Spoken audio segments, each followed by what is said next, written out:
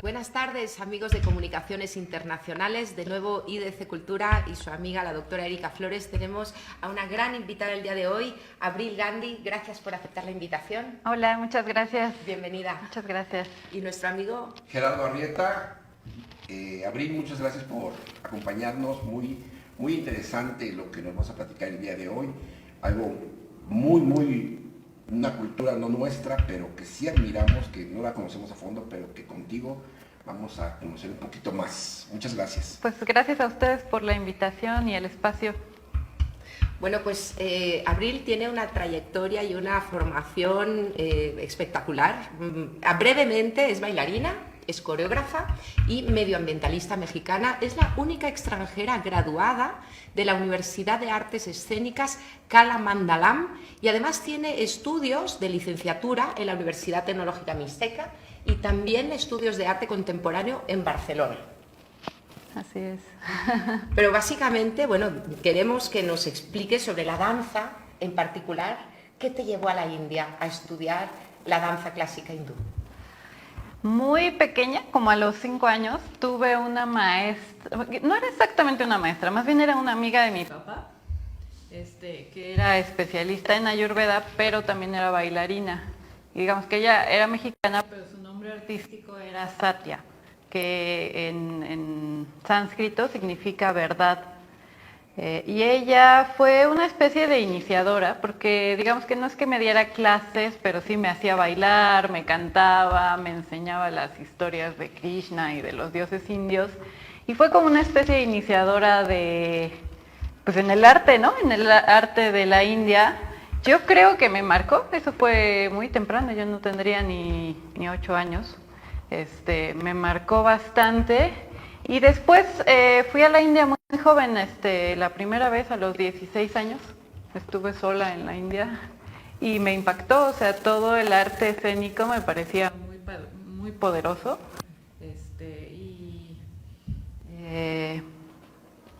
Pues fue así como un amor a primer impacto. Ah, hermoso. ¿Qué te parece si vemos una pequeña muestra? Adelante. De la danza hindú? Eso es mi ensamble hace unos años en el Teatro Campo.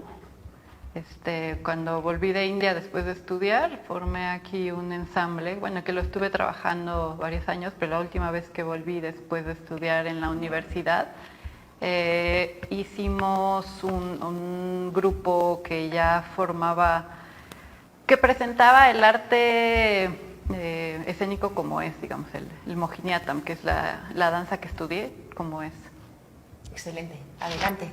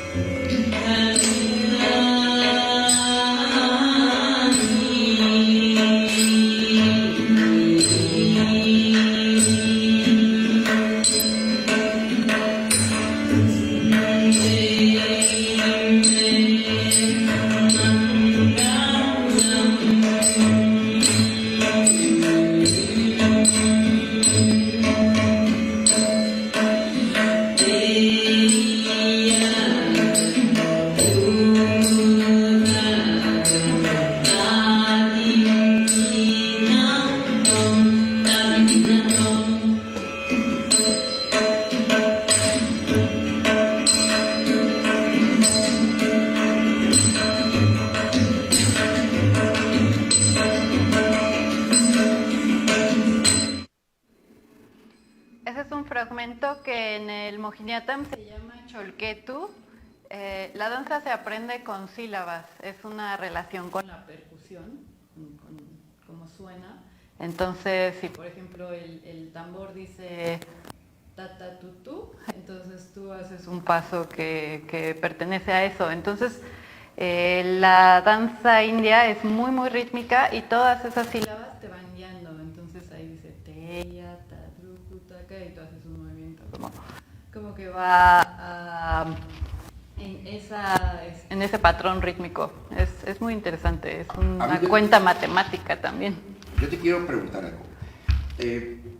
¿Todo tiene un significado religioso, toda la danza? ¿O hay danza que no tiene nada que ver con una religión o algo así? Esta danza sí es de origen hinduista, eso es un hecho. Y tradicionalmente es hinduista también, surgió de los templos hinduistas, pero no toda tiene necesariamente contenido religioso. Y ya actualmente en India ya es más bien, pues en mi escuela había gente musulmana, gente cristiana, ¿no? Convivíamos. Ya. Pues... ¿Y qué te llevó a la India? ¿Qué te llevó a la India y cómo fue tu proceso de aprendizaje? Además a los 16 años, digo, no sé, tu familia qué te dijo, sí, estabas muy pequeña, ¿no? Digo, ahorita ya lo platicas, pero en su momento debe haber sido difícil, ¿no? Pero supongo el tomar la decisión de ir a la India, ingresar en una universidad y estar 4 años viviendo en la India, esa decisión, ¿qué te llevó a tomarla? ¿Y cómo fue tu proceso de aprendizaje? No fue inmediato, o sea, fui iniciada por mi maestra Satya, o por esta amiga de mi papá cuando era muy pequeña, y yo creo que eso me dejó una huella que pues muchos años se me olvidó, obviamente. Y después yo tuve maestros tibetanos, muy joven también, 14, 15 años, tenía maestros de meditación tibetanos que estaban viniendo a México.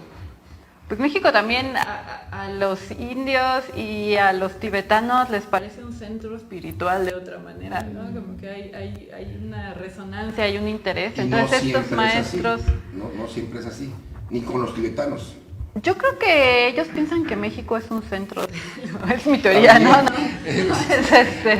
es un dato comprobado. Más a la pirámide del Sol y la pirámide de la Luna. Bueno, sí, no, hay Tepoztlán se sigue llamando el Valle Sagrado de Tepoztlán. Sí, hay una conciencia mundial de que eso existió en México, de que hay también esta cultura prehispánica que fue muy fuerte, entonces ellos sí consideran México también un centro espiritual. Y como jóvenes mexicanos, pues este maestro en especial, Lama Tenzin, nos cuidaba mucho y en algún momento me invitó directamente a un retiro en Nepal. Mis papás tenían amigos en Nepal, unos amigos alemanes, entonces me encargaron con los amigos alemanes y con el maestro, y pues se supone que yo iba y venía en, no sé, 15 días, ¿no?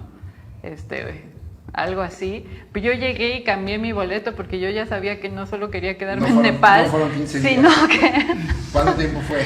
Iba diciéndoles como, no, es que una semana voy a ir a las montañas, una semana y después así, pero yo en realidad llegué y cambié mi boleto a todo lo que lo podía cambiar, que creo que eran 8 meses en total. No, pues sí, de poquita diferencia de 8 meses.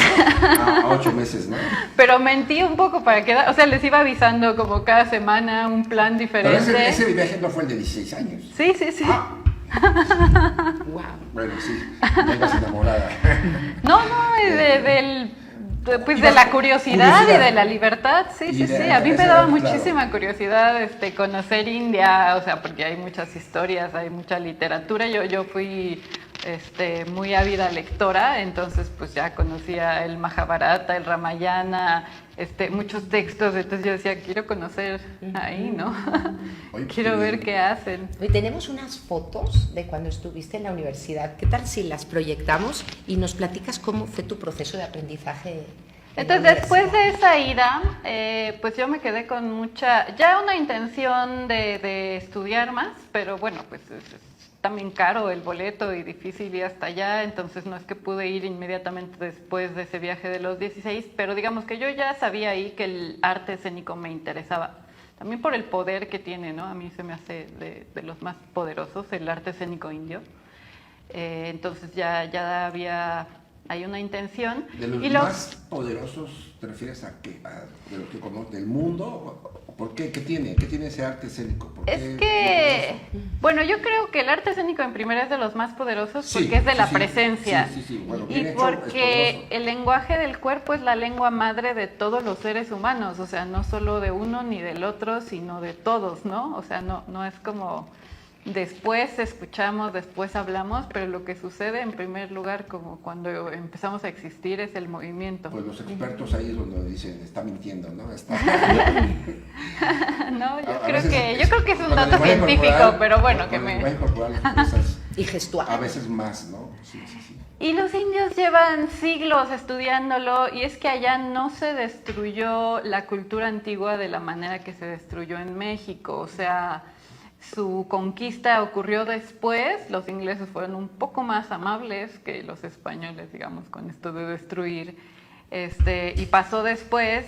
Entonces, los textos, las tradiciones, la lengua no se rompió tanto como en México. Entonces, hay muchos referentes muy antiguos de cómo eran las cosas.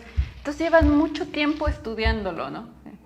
Si tú ves los tratados, ellos ya estudiaron cada gesto de los párpados, los ojos, las manos, las rodillas, ya estudiaron la relación del corazón y qué sucede en la conciencia cuando vas a ver un espectáculo. Entonces hay todo ese estudio y ya es un fermento que dices, bueno, si ellos ya avanzaron tantísimo el camino, pues para mí era muy atractivo. ¿Nos puedes hacer una pequeña demostración? Aquí como que son muy empíricos, ¿no? Sí. O sea, nos vamos al teatro, a las escenografías, a las puestas en escena, sin ese profundo conocimiento, ¿no? Bueno, más bien la educación en México, tanto de teatro como de danza, es bastante más occidentalizada. De hecho, es como casi eurocéntrica, es como que parte de ahí ignora todo lo demás, tal vez se incluyen ya corrientes estadounidenses, pero digamos, ignora al resto del mundo. Bueno, sí, y en la India no. Bueno, y en la India, pues, yo estudié lo indio, ¿no? Solamente. Y lo clásico indio, porque lo indio también puede ser muy amplio, ¿no? También me dicen, y lo Bollywood, y tiene algo que no tiene nada que ver, ¿no? Lo clásico es muy específico y es donde están las fuentes más antiguas. Pero de pronto se toca con lo muy contemporáneo. Si quieren ver, poner la foto de esta, fue una de mis maestras. Yo empecé a ir por pequeñas temporadas, iba 6, 8 meses.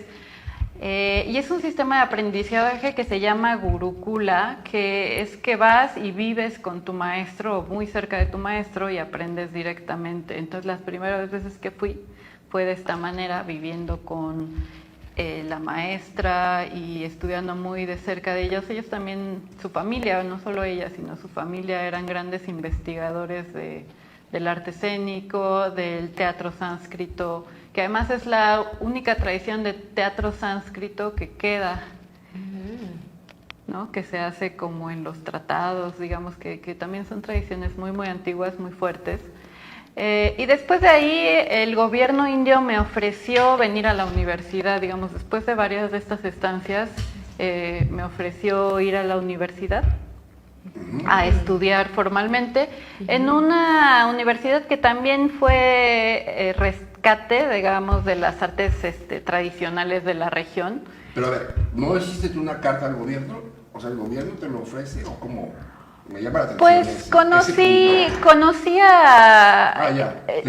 ¿Sabes que la India tiene mucho más aprecio por las artes? Entonces tienen una institución que se llama el Indian Council for Cultural Relations, que se dedica exclusivamente a las relaciones culturales internas, pero también a las internacionales. Entonces beca a extranjeros para que estudien en India, y también, por ejemplo, más bien financia giras de artistas indios en el resto del mundo, y tiene muchas actividades, o sea, mucha de la investigación y así se hace con esta institución. Entonces el director estatal de esa institución, digamos que lo llegué a conocer y fue a través de él que me invitaron a estudiar. Y además eres la única egresada de esta universidad, Kalamandalam. Sí, ha habido gente incluso mexicana, ¿no? Bueno, pero en el mundo Eugenio Barba y aquí en México Jaime Soriano, Eugenia Cano, que hicieron estudios en mi escuela, pero no era parte de la educación formal, digamos, hacían sus propias investigaciones, entrevistando a los maestros o viendo cómo funcionaba o estudiando sí el arte, pero... Como una especialidad, una maestría o algo así, ¿no? No, sin Era tener validez oficial. Solamente era Un taller. acercarse al estudio. Sí, o sea, ellos haciendo sus propias investigaciones escénicas Como o investigadores. académicas, pero desde su base, o sea, de universidades estadounidenses o europeas, iban y hacían sus investigaciones y regresaban con ese material, pero digamos que la institución india no se responsabilizaba de su aprendizaje exactamente. Y yo fui parte de pues un piloto o un primer intento de ver si podían tener extranjeros en esta universidad, porque como es tan regional la tradición, es difícil. Yo tenía un camino recorrido, entonces eso fue, supongo, una parte de la decisión, pero hasta ahora he sido la única extranjera que esta universidad... ¿No has conocido a alguien que se interese también y que seas como el vínculo ahí entre la universidad con alguna mexicana? Pues han ido, o sea, sigue yendo gente. Esa universidad es un magneto de gente de artes escénicas de todo el mundo, pero no han vuelto a invitar a nadie a estudiar formalmente. O sea, son dos cosas distintas. Tú puedes estudiar ahí, te dan un diploma, estás 10 años, te dan un diploma, o estás 6 meses y te dan un diploma, ¿no? Como que no se comprometen con que tú hagas tus exámenes o realmente tengas ese conocimiento. Porque esa escuela es tan valiosa que la gente que estudia ahí se pone Kalamandalam antes de su nombre. O sea, graduándose de ahí es como algo de tanto prestigio que ya si yo busco en el Facebook a mis compañeros de clase, dice Kalamandalam Radish o Kalamandalam Nidu o lo que sea, porque es una cuestión de prestigio. Pues qué afortunada y qué privilegio. Entonces también puede ser Kalamandalam Abril. Y estando 4 años en Kerala, que es un estado de la República de la India, ¿qué diferencias ves con México? Pues tiene, a ver, Kerala tiene un clima muy tropical, como tipo Veracruz, lo vería yo, mucha agua. Y yo creo que la gente tenía mucho tiempo, porque es como un lugar muy fértil. Yo creo que por eso las artes escénicas y la música eran tan fuertes, porque la gente digamos que yo creo que no había que matarse trabajando. Y podían desarrollar esto del arte escénico, porque incluso los reyes eran músicos o intérpretes. Y eso me parece muy, muy interesante también. Entonces hay diferencia en cuanto al arte, pues que hay algo muy generalizado, ¿no? Como que toda la gente lo ama, el arte escénico, ¿no? El kathakali, la danza, la música. Está en los templos, además está muy presente siempre, ¿no? Está todos los días en los templos, está en las escuelas, en la educación, creo que está... Qué hermosa experiencia. Sí, mucho más permeado. Digamos que desde niños les están, ¿qué será? Inculcando. Sí, es parte de lo que va creciendo y luego de lo que las mismas personas van buscando, es como... Una cuestión de prestigio, pero también de auspicio, que aquí en México lo tenemos un poco en relación, por ejemplo, a las fiestas, ¿no? Como que tenemos esta sensación de que si damos una gran fiesta o incluso una fiesta chica es como nos va a ir bien, o la gente viene y te desea bien, o las bodas, ¿no? Como que... Y esa sensación tiene allá la gente con la danza y con la música, como que es auspicioso, como que es de buena suerte, entonces como que tratan de que esté presente, y eso es muy bonito. Hermoso. Sí. Culturalmente ser mujer, pues yo creo que ni México ni India son buenos lugares o lugares seguros para ser mujer. ¿También allá? Es diferente, yo nunca me sentí insegura, por ejemplo, que eso sí es muy diferente a México, porque en México siempre me siento insegura, pero en India no, pero está demasiado claro, y yo creo que más bien afecta a hombres y a mujeres, qué tienen que hacer las mujeres y qué tienen que hacer los hombres. Y ninguno de los dos, ni mujeres ni hombres, son individuos. Hay todavía como no sé si es bueno o malo, pero hay una cultura todavía de la familia muy exacerbada. Entonces las mujeres van de la familia donde crecieron a la familia donde se casan. Y el 90% son matrimonios arreglados por las familias. Entonces eso para mí era pues muy raro, ¿no? Hasta la fecha se me hace muy raro. Muchos matrimonios son felices así, pero digamos que como mujer estar independiente, sola, estudiando, también era muy difícil porque simplemente yo pues no tenía una familia ahí, ¿no? Tenía que estar sola, que resolver cosas prácticas sola y ya era como cae la noche y parece que hay vampiros, ¿no? Se tenía que irme a meter a mi casa. Y creo que también como hay como un día especial para elegir pareja, ¿no? Y creo que se reúnen en alguna parte y va la familia, y se visten, se arreglan las mujeres y van. Pues no tanto así, son como compromisos, digamos, pero no. Ya son como alianzas preestablecidas. Sí, o sea, la familia toma la decisión en muchos casos. Pero son arreglados, o sea, como digamos, pues como hace años en México también, y yo creo que también a la fecha. Pues yo creo que es algo antiguo. Sin que se diga. Claro, pero allá se sigue dando, ¿no? Y allá incluso los mismos jóvenes, no todos, pero muchos siguen a favor de eso. O sea, piden ayuda llegando a cierta edad, como consíganme una pareja. Wow. Adecuada. Wow. Y también ya hay mucha influencia externa, ¿no? También de la música. En Kerala no. En India ciertas ciudades sí, pero en Kerala no. En Kerala les sigue gustando mucho su música tradicional. India es como un gran continente, pero sigue siendo muy fuerte a nivel de culturas regionales, que eso también es algo que México podría aprender, porque, por ejemplo, en Kerala hablan malayalam, que eso solo lo hablan en ese estado que es del sur, ¿no? Y tienen sus radios, o sea, estaciones de radio, tienen sus canales de televisión, hacen sus propias películas y todo eso es como una cultura regional. Y vas al tren y está en malayalam, y en inglés y en el idioma del estado de junto. Y así cada estado tiene una cultura fuerte regional, o sea, una lengua. Entonces, a ellos, o sea, en Kerala yo observé que les sigue gustando mucho su música, su comida, o sea, hay mucho orgullo regional. Pues sí, es un tema que hay que rescatar en México, igual en España. Sí. La identidad regional autóctona es algo que no solo se valora, sino que se rescata, se preserva y es un orgullo, además, ¿no? Oye, platícanos. Cuando regresaste de la universidad, empezaste a fusionar una serie, ¿no? en tu función de coreógrafa. Quiero que nos platiques esa fusión y esa vinculación entre culturas, tiempos, tradiciones. ¿Cómo pudiste desarrollar tu propio estilo de danza? Bueno, he mantenido, digamos, dos líneas paralelas, ya hablando de trabajo. Una es la danza clásica india, la trato de hacer en la limitación que hay de mostrarla aquí en México, porque también dependiendo de músicos eso ha sido complicado, pero bueno, y del contexto además, pero trato de hacerla como es, digamos. Y esa ha sido, he mantenido, digamos, presentaciones, y de hecho con ese grupo que fundé, hemos, digamos, presentado por primera vez en muchos lugares de México, como pues sí, prácticamente en toda la República, gente que ve por primera vez la danza clásica india, entonces tratamos de explicarla un poco y de que se entienda y de elegir las piezas que pueden tener ciertas coincidencias.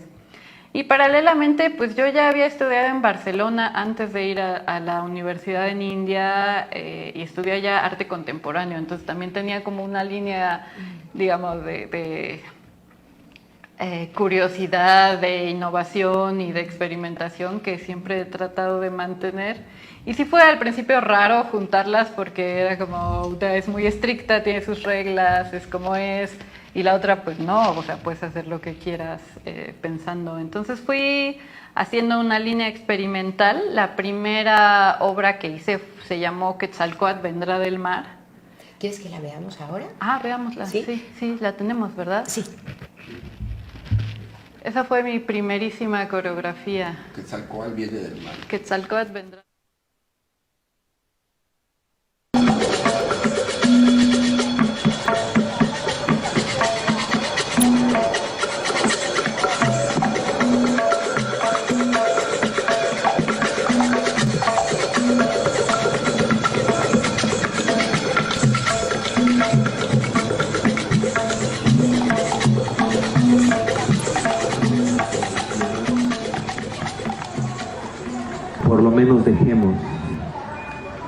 lo menos dejemos que se esparzan las flores.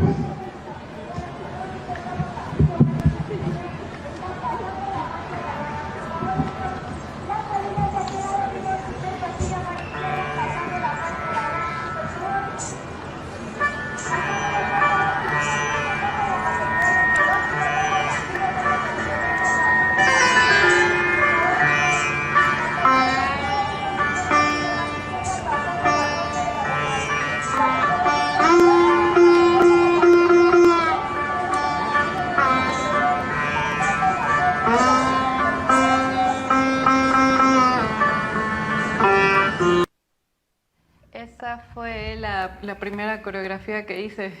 Fusionando la danza mexica con la danza hindú. Sí, fue una exploración, es una fusión indo-prehispánica. Wow. Teníamos instrumentos de India del Norte, además era una triple fusión porque la danza que hago es más bien del sur, y esta fue una mezcla, musicalmente era una mezcla de música de India del Norte e instrumentos prehispánicos pues explorados porque no sabíamos cómo era la música realmente, pero había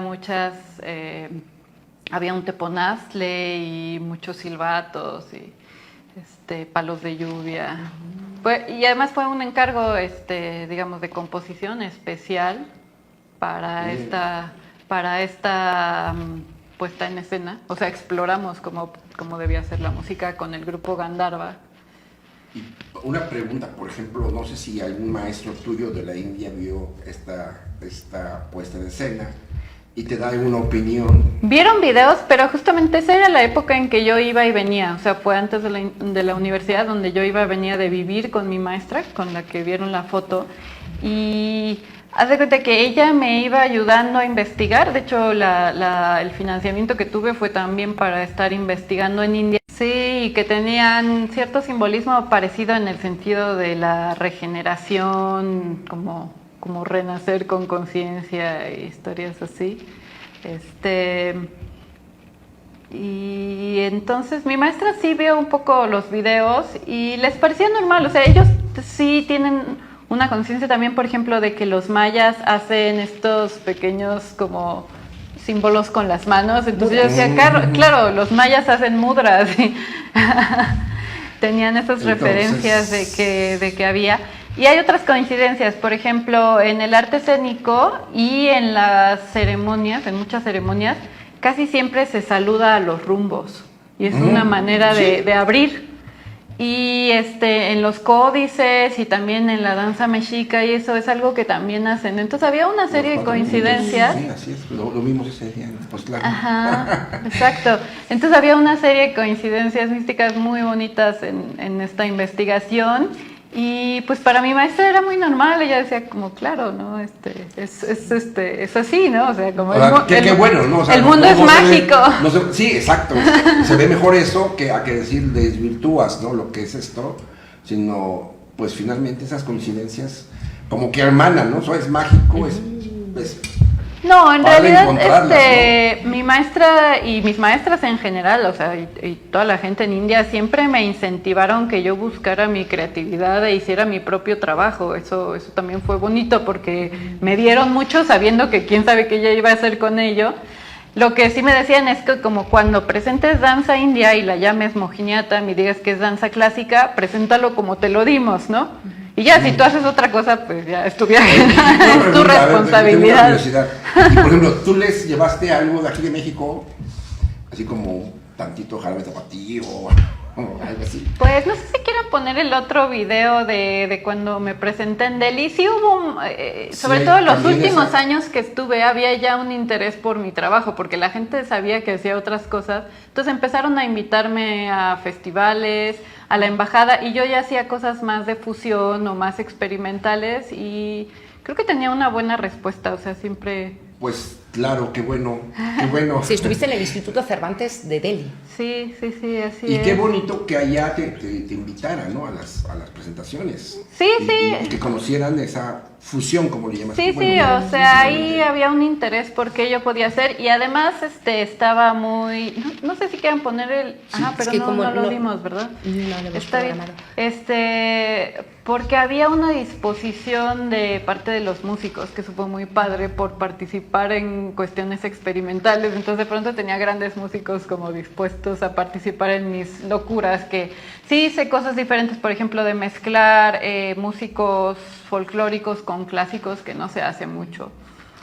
O llevarlos a galerías cuando en galerías no se usan, ¿no? O sea, como con tipo museo y hacer presentaciones ahí. Entonces de repente había una diversión, yo creo, Pues muy de muy parte interesante. de No sé los si colaboradores. quieras pedirte algo. Sí, yo quisiera que nos comentara sobre el rasa. Es un término que lo he conocido a través de Abril y creo que es un término que profundiza en esa experiencia, o si tú nos lo puedes... El rasa, sí. Pues el rasa es como el término principal del arte escénico, pero fíjense, se pasó de la Ayurveda, que es la medicina tradicional india, empezó por ahí como un término médico que significa el sabor o la esencia pues de las medicinas, pero el Ayurveda también incluye muchísima alimentación, más bien yo creo que es así, o sea, cómo te cuidas como individuo. Entonces va de ahí haciendo un hincapié en los sabores, en el gusto y en cómo comes sabores que te benefician nutritivamente, digamos. ¿Y cómo se lleva o por a la personal? danza? Y después va a la cocina.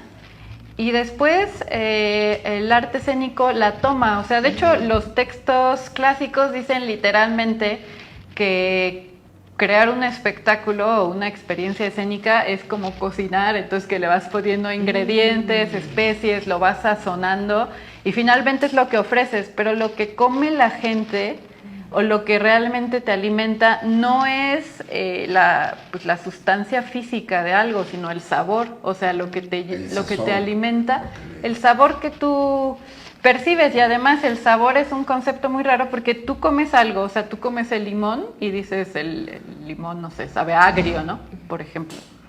Pero el agrio, ¿qué es? El limón no es el agrio es un sabor, entonces va a depender de ti como receptor que percibas el agrio. Sí, y también... Qué profundidad. Y también que digas es agradable o desagradable, porque cada persona es... Sí, o que te haga lo bien, o percibe que no, diferente. o algo así, pero entonces el arte escénico toma esto también como esencias de las emociones, en vez de esencias de los alimentos, son la esencia de la alegría, la esencia del enojo, la esencia de la tristeza. Y en primer lugar, para hacer un espectáculo realmente sólido, tienes que tomar en cuenta o sea, tienen que estar presentes más o menos Como varios todas las sabores, emociones. pero tiene que haber uno predominante y tiene que estar bien, pues digamos, Sazonado. bien cocido, bien sazonado para que te sepa eso, ¿no? Sí, como algo de festividad o algo, no sé, de tristeza, ¿no? Se me ocurre. Y eso ya después se construye, pues en primer lugar gestualmente, ¿no? Es la base, la expresión corporal y gestual, pero unida a la vinculación de estas, digamos, esencias de las emociones. Y de ahí se pasó al resto de las artes, ¿no? Ya lo usa la pintura, lo usa la música, lo usa el cine en India. Y para finalizar, porque el tiempo se nos va, Así. la condición de los artistas y de los bailarines, ¿cuáles son las diferencias y las semejanzas entre México y la India? Yo creo que tanto México como India tienen personas muy creativas, o sea, creo que hay una creatividad así burbujeante, efervescente, ¿no? Como que de ocurrencia, de siempre una regeneración, que yo creo que tiene que ver con la naturaleza también, con la fertilidad de la naturaleza de los dos países, pero bueno, también con la personalidad. Y eso en tanto a... Y también mucho gusto como por el color, por el sabor, ¿no? Como nos gusta fuerte, yo creo, en ambos países. Spicy. Es Sí, como nada de simpleza, ¿no? Es como mucho color, Mucho mucho condimento. sabor. Y así es también la cultura, ¿no? Muy diversa, ¿no? Como cada lugar tiene sus cosas, tanto en México como en India. vas a un nuevo pueblo y hay un nuevo mundo, o sea, a veces no se parece un lado al otro de México y de India también. Pero hablando de la condición de los artistas, sí es radicalmente diferente, porque en India, como les decía, hay una tradición muy antigua de estudiar el arte, y en Kerala esta condición de que los reyes, los intérpretes eran también artistas, entonces obviamente había un aprecio muy grande por esto. Y pues no sé, en México creo que no, a lo mejor Netzahualcóyotl, ¿no? Ya muy atrás. Pues sí, un rey poeta, ¿no? Como que tenían esta sensibilidad artística, que además la mayoría de ellos eran buenos reyes, o sea, los que eran artistas eran también buenos gobernando, no era como que fueran guangos ni nada, ¿no? Pero había una sensibilidad, una inteligencia que era buena. Entonces, bueno, eso se sigue expresando en India, de manera que un artista tiene un prestigio, ¿no? Es una buena profesión, digamos, es un buen oficio, es muy respetado, muchas veces es por linajes de familia, pero cuando no, también es respetado.